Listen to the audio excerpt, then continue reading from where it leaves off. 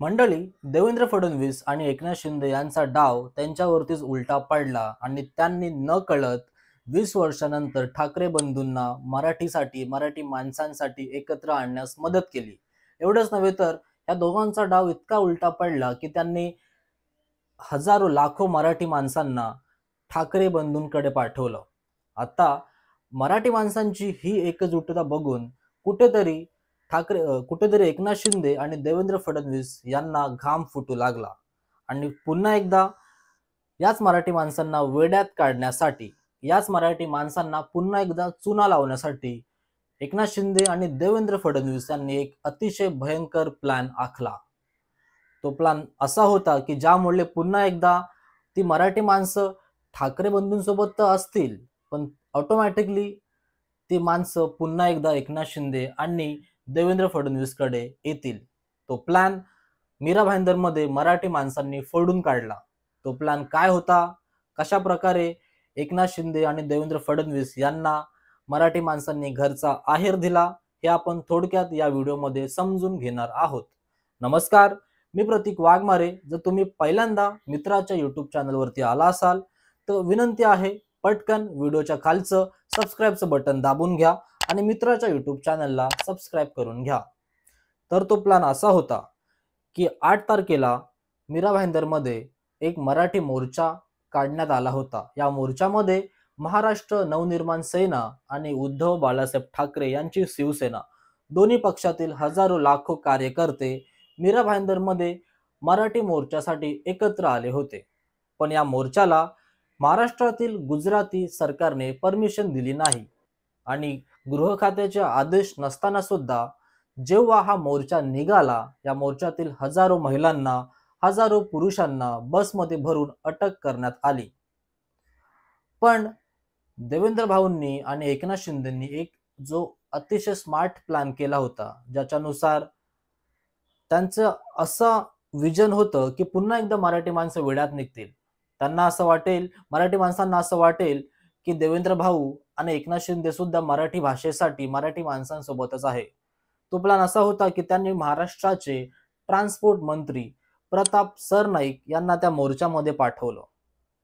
प्रताप सरनाईक त्या मोर्चामध्ये आले, डोक्यावरती टोपी घातली होती, मी मराठी.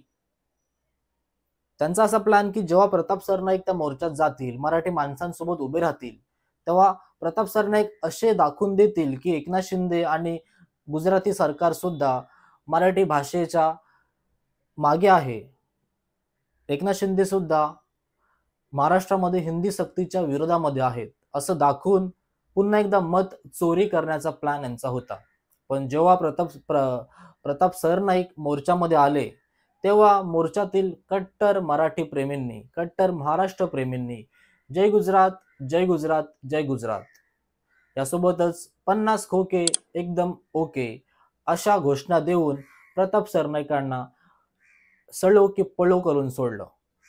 इतकेच नव्हे तर अनेक कार्यकर्त्यांनी प्रताप सरनाईकांना मोर्चामध्ये घेरलं. कुणी तर त्यांच्यावरती पाण्याची बॉटल हिरकावून मारली. तेव्हा प्रताप सरनाईकांना नकळत कळलं की आपले जे डॉन आहेत एकनाथ शिंदे आणि देवा भाऊ यांचा प्लॅन कुठेतरी फसलाय.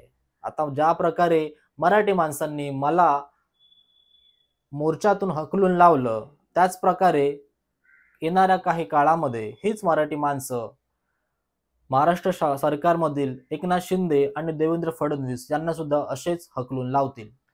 मग काय केलं, प्रताप सरनाईक कडेकडेने मोर्चातून निघाले, गाडीमध्ये बसले. एकनाथ शिंदे यांना त्यांनी फोन लावला.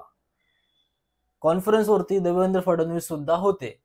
प्रताप सरनाईक यांनी कॉन्फरन्स कॉलवर सांगितलं की देवा भाऊ, एकनाथ भाऊ, तुम्ही जो प्लॅन केला होता मराठी माणसांना चुना लावण्याचा, मराठी माणसांना वेड्यात काढण्याचा, तो प्लॅन पूर्णपणे फूस झाला आहे. मी मार खाता खाता वाचलो, मला मराठी माणसांनी मोर्चातून हकलून लावलं. आता जे काय आहे ते देवाच्या भरोशावरती आहे. त्यांनी सांगून दिलं की मराठी माणसांचे विचार, मराठी माणसांचे मत पूर्णपणे आता ठाकरे ब्रँडकडे वळत चाललं आहे. त्यामुळे तुमचे मत चोरी करण्याचा जो प्लॅन आहे तो तुम्ही मागे घ्या. आता याच्यानंतर देवेंद्र फडणवीस आणि एकनाथ शिंदे काय करू शकतात?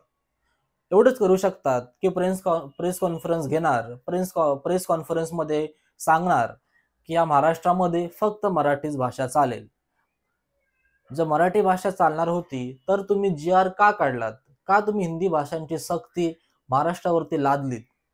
आणि जर तुम्हाला मराठीवरती इतकंच प्रेम होतं तर प्रताप सरनाईकांच्या ऐवजी एकनाथ शिंदे आणि देवेंद्र फडणवीस तुम्ही स्वतः मीरा भाईंदरमध्ये त्या मोर्चामध्ये का आलात नाही?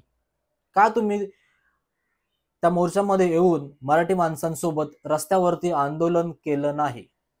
जर इतकीच तुम्हाला मराठी भाषेची आवड आहे तर इतकं स्पष्ट आहे की एकनाथ शिंदे आणि देवेंद्र फडणवीस यांचा जो खोटा चेहरा यांनी मराठी माणसांच्या समोर आणला होता, तो खोटा चेहरा आता पुसून गेला आहे. मराठी माणसांना महाराष्ट्र सरकारमध्ये बसलेली जी गुजरात लॉबी आहे त्यांचं खरं सत्य कळून चुकलं आहे. आणि आता येणाऱ्या काळामध्ये मराठी माणसंच एकनाथ शिंदे आणि देवेंद्र फडणवीस यांना त्यांची असली जागा दाखवू शकतात. मित्रांनो, या सर्व घडामोडीबद्दल तुम्हाला काय वाटतं? खरंच प्रताप सरनाईकांना न कळत त्या मोर्चामध्ये पाठवून एकनाथ शिंदे आणि देवेंद्र फडणवीस यांचा काही मत चोरी करण्याचा छुपा प्लॅन होता का? याच्याबद्दल तुमचं वैयक्तिक मत मला खाली कमेंट करून कळवाच. मी तुमच्या कमेंटला जास्तीत जास्त रिप्लाय करण्याचा प्रयत्न करेल. आणि आतापर्यंत जर मित्राच्या YouTube चॅनलला सबस्क्राईब केलं नसेल तर व्हिडिओच्या खालचं सबस्क्राईबचं बटन दाबून घ्या. व्हिडिओ इथेच संपवतो. जय महाराष्ट्र.